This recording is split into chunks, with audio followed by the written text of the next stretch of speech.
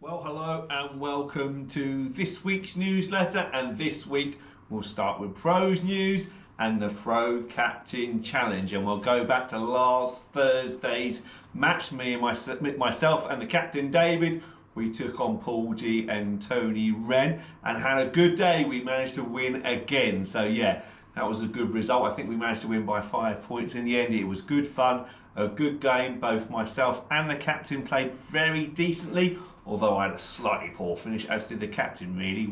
Took us a little bit of shine of it, but it was a good game nonetheless, and good fun playing with Paul and Tony, as it normally is. And then that took us over to Saturday and the Pro Captain Finals Challenge Day. Two finals, if you like. The A final, which was those that played in the matches against us, and there was 20 of those pairs that played in the matches against us. We finished up with a winning record this year for the first time in a long time for me. Me and Captain David, we managed to win 12 of our 20 matches. We lost 7 and drew 1. That's a 20, yeah, it makes 20, doesn't it? So yeah, a winning record, which was nice. We had a really good start to the year, a really good finish to the year. Through the middle of the year, we had a little bad spell, but generally on the whole, we've played reasonably well. We've averaged 39.5 points throughout the course of the year, which is pretty good, I think, for ball, better ball wise. So yeah, and Mr. Captain was a superstar, and I thank him for all his time and efforts that he gave out over the last few months or so. But it all led to the finals day. So the A final for those that played in matches against us, and the B final for those that didn't. 8:30 shotgun start. Beautiful morning, not a breath of wind, so scoring conditions were absolutely perfect. And in the final, shall we say, me and the captain David managed to get 42 points, so I was dead chuffed with that. I actually played well, shot under par for the first time this year round here, so that was a big thing for me. And I also managed to beat Ollie for the first time this year as well, so bit of a result that Ollie's had me a little bit over the last few years, so when I do manage to get one over Ollie, it's always very nice. But yes, we both played very well and we ended up with 42 points. But it wasn't about us. It was all about you, the members, and those that played against us and those that were playing on the day. And it was David Uden and Kev Carter who won the overall tournament. Well done to you two. They got 39 points on Saturday, which wasn't that great, but it was fantastic. Bear in mind, they started off with 16 points on their first 9 holes. Great comeback, 23 points on their second 9 holes, and they beat us by 7 points in the summer, which gave them a total of 46 points. So well done, Kev, and well done, David. You are the Pro Captain Challenge winners for 2025. In second place came Daniel Crosby and Ben Luty. They got 42 points on the day and 45 points overall. John Milne and Steve Hall came third with 44 points. Steve Stone and Kev Milne came fourth with 44 points, and Andy McCann and Tony Jackson came fifth with 42 points. I should say John Milne and Steve Hall had 45 points on the day to finish third, but we did beat him by a point over in the summer. And in the B final, Tom Houchin and Steve Simmons won with 45 points, beating Jane Standen and David Gibbs on countback, also with 45 points. Martin Farrow and Ben Warnoff came third with 44 points. Paul G and Tony Wren came fourth with 44 points. Not sure where that was on the Thursday. And then Bob Braid and Colin Cable came fifth with 43 points. So it was a good fun day. Thank you everybody for taking part. It was most enjoyable. Nice big prize table as my way of saying thank you very much to all the members for your support over the course of the year, and I hope you enjoyed the day too.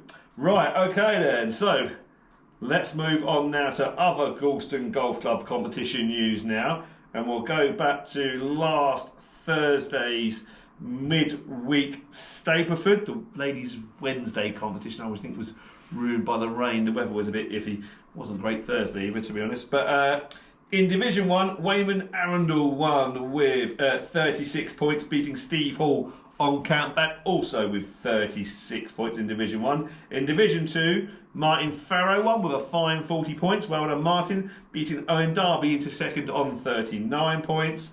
And in Division 3, Rob Browning won with 36 points, beating Graham Geddes, Kev O'Brien, also on 36, but all beating them on countback. Right, and then on Sunday, we had the mixed monthly Stapleford where Steve Hall, clearly showing a bit of form again, he won with 40 points. Well done, Steve, beating Louis Bayfield into second on 37 points. In Division 2, Ethan Benman, well done, Ethan, he won with 38 points. Back to school, but it hasn't stopped him playing some good golf. He beat Martin Potter into second on 31, so big win there. And in Division 3, Marcus Benman. Benman won with 35 points, beating Jane Standen into second with 34 points. So skill, obviously Sunday morning, a bit wet, wasn't it? I think I wasn't here, but it was a bit wet. I took the dog out for a walk and got a bit wet, I think, Sunday morning. So yes, but so the scoring wasn't as good, but well done for all those that played in. Tour news, oh wow, it was another win for Tommy Fleetwood, wasn't it? Tommy Fleetwood, yeah. All of a sudden, he's now a serial winner, isn't he? Well, he's won twice in the last month. He won the Tour Championship, obviously in America, and he's now won the Indian, whatever it was called over in India.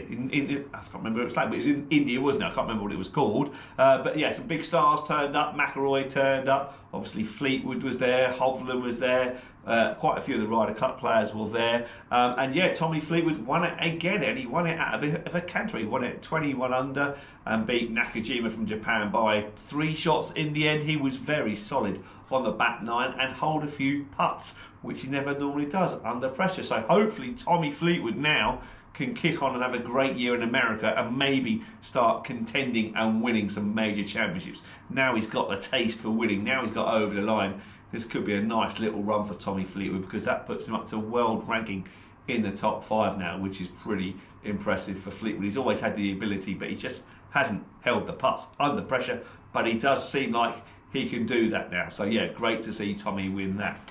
So now on to this week's tip of the week, and it's actually a bit of a personal one for me, and it's just a reminder for you guys as well. Why have I just suddenly started playing? Well, I played at Kingsley in a Pro-Am a couple of weeks ago, and I was at my lowest ever. It was awful. I was terrible. I haven't played that badly for a long, long while. It actually caused me to have a bit of a reset, a bit of a rethink, and go back to basics. And it's just doing that has made me all of a sudden start striking the golf ball a little bit better. Plus the fact a little change of a magic wand, you putter for Saturday as well, as I like to do, and I hold out quite nicely, which is always very important to me if I'm not missing those putts of inside 5 foot. But I actually started hitting the ball better because of, and it's incredible, and it's all something that you can check as well, is your ball position.